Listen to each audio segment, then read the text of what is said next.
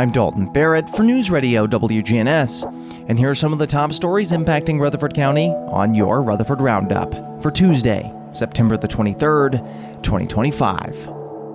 Rutherford County Schools may soon receive a boost in support for non-English speaking families, as the district considers using federal Title III funding to expand English as Second Language or ESL classes for parents. With over 8,000 ESL students enrolled as of last January, the need for language support extends beyond the classroom.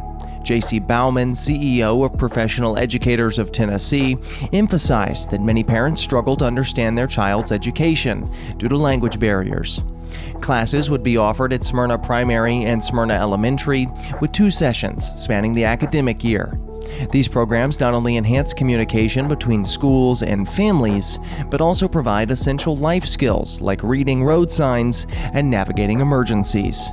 However, Bauman noted that his critical funding could be jeopardized by upcoming federal budget decisions.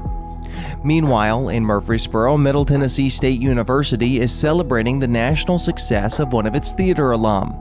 Cal Mitchell, a graduate of Siegel High School and MTSU's College of Liberal Arts, is now starring as the Lion in the national tour of the Tony Award-winning musical, The Wiz. Mitchell, who first appeared on the MTSU stage in Joseph and the Amazing Technicolor Dreamcoat, credits the university's theater program for shaping his career. From ensemble member to lead role, Mitchell's journey in The Wiz represents a full-circle moment for the Murfreesboro native, who said performing the show's final numbers reminded him of how far he's come since his early days on campus. A debate over transparency is unfolding across Tennessee as Representative Caleb Hemmer considers legal action against the Department of Education for failing to provide timely information on the state's new school voucher program. The program, approved by lawmakers in January, uses public funds to send students to private schools, and more than 42,000 families have applied. Yet, key details such as county-level data and the number of scholarships awarded remain undisclosed. Hemmer said that the lack of answers is deeply troubling, especially given fraud issues in other states. Despite this, some families are seeing results. Parent Yadira Cauldron shared that her daughter, who struggled in public schools for 11 years, is finally thriving at her new private school thanks to a voucher. Concerns about access extend beyond education, as a new analysis from Think Tennessee reveals continued challenges with voter participation. Although Tennessee saw a 64% turnout in the last presidential election, down from 2020 but still higher than previous cycles, it ranks low nationally. Factors include restrictions like the 30-day advance voter registration and mail-only absentee ballots. The report highlighted disparities by county and emphasized persistent barriers for people with disabilities and those with felony convictions. Deidre Harper with Organized Tennessee said outdated precinct setups and complex reinstatement processes further suppress turnout.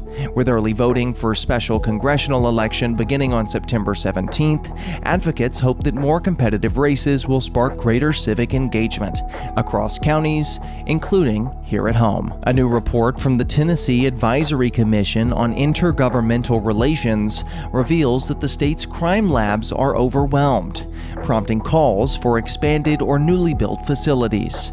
The issue came into focus following the 2022 murder of Memphis teacher Eliza Fletcher, which exposed a troubling backlog in rape kit testings.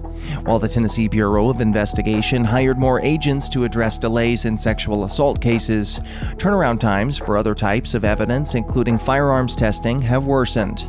From August 2022 until January 2025, wait times for firearm results grew from 42 to 67 weeks.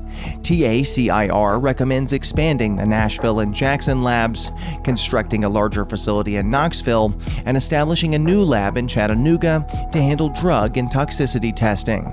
The cost for some of the proposed projects could reach $66 million, though final figures remain uncertain. Meanwhile, in Rutherford County, residents are seeing modest relief at the gas pump.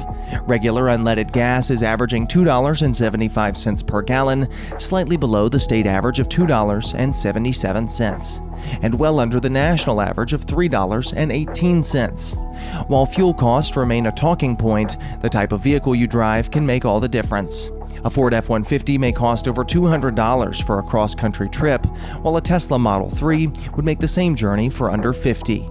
With diesel, premium, and mid-grade prices still elevated, local drivers are keeping a close eye on how fuel costs could impact their fall and winter budgets. That's all for now. For updates on these and many more local news stories, be sure to check out our website, wgnsradio.com, or even follow us on social media at News Radio WGNS on Facebook and X. And if you're enjoying the show, be sure to leave a rating or a review on Spotify and iTunes, or a comment on YouTube. I'm Dalton Barrett for News Radio WGNS, part of your Good Neighbor Network, and I'll talk to you later.